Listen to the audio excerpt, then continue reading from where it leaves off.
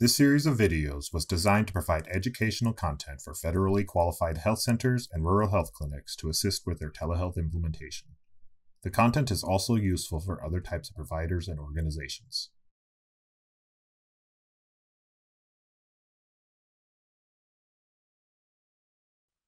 Promising practices. This video will share resources that are available to support you in getting started in applying teledentistry in your practice. By lowering the barriers to dental care, teledentistry can make a powerful impact for patients and help providers increase dental health in communities, both local and remote.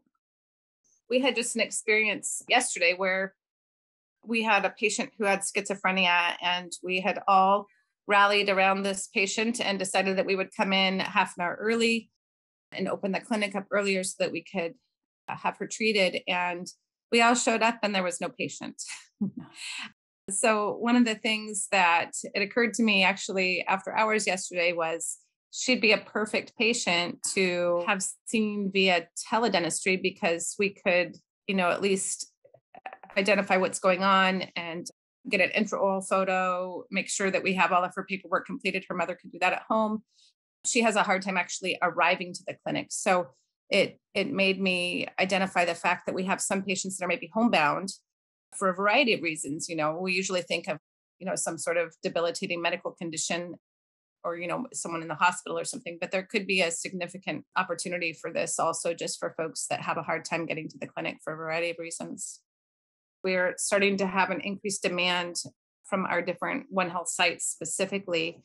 So it could be something where even if the patient is at a medical visit with their primary care provider, we could set up a TITO visit while they're in the clinic and at least have, a warm handoff to our office and potentially even make that preliminary diagnosis while they're at the medical clinic would be fantastic. So we're just expanding and broadening our horizons to see how we can implement this in a variety of different ways to meet patients where they're at, whether that be physically or emotionally or just, clearly by where their clinic is at the moment, to be able to help them as best as we can to be pain-free and infection-free.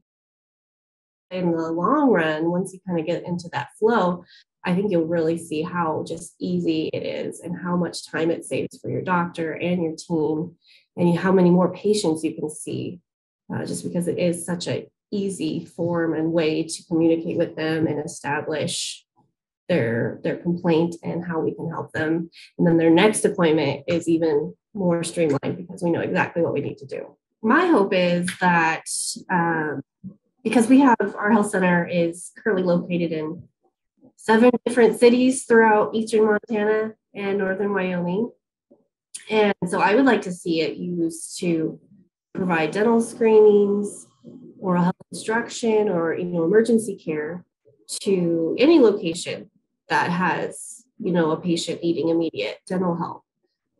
Being able to make that request for a telehealth visit, and whether it's from a health clinic, a behavioral department, school, or even just a drop-in center, they could reach out to us and we could provide that care and instruction from anywhere. So that would be that's definitely a goal I hope we can accomplish in the future. There is no doubt in my mind that teledentistry helps build relationships.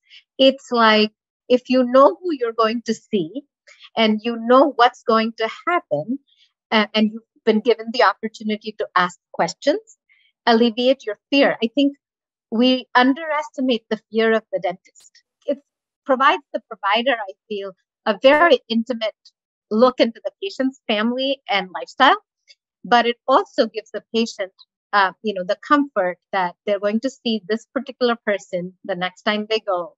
And the expectation would be like, we would either pull the tooth or that you're going to take an x-ray and see if you could save my tooth and what the options might be. They've had that opportunity to discuss. Yeah. So they feel more comfortable coming in. We have the 6 steps of the infant oral health visit that we're doing in person. Can this translate to a virtual environment? And we did. And we think this is also a great application. It's a live visit with a parent, a child, any other caregiver. It's in the comfort of their home. We send a self-management kit to them with a fluoride varnish. I think this is the model that we really love, the patients loved, and I think it can be done, and it can alternate with in-person visits. So if we are usually we are recalling these patients based on their risk level. So if they need to come in every 3 months, they don't really need to come in person every 3 months or every 4 months if they're moderate risk. So this is another application. They just want the best for their child, and we are there to support them and through that journey. And I think they really feel that. They really feel that care, and they appreciate us taking the time to even have a relationship with them and kind of clarify our role, and they just feel more cared for.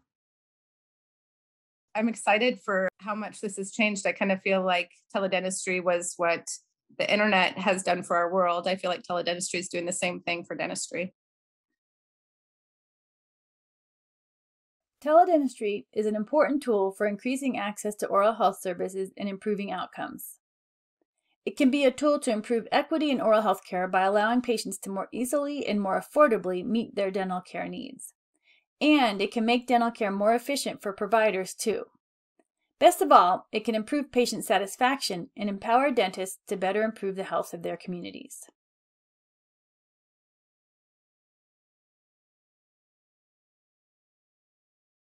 This series of videos is presented to you by the National Network for Oral Health Access, the NNOHA, and the National Consortium of Telehealth Resource Centers, the NCTRC.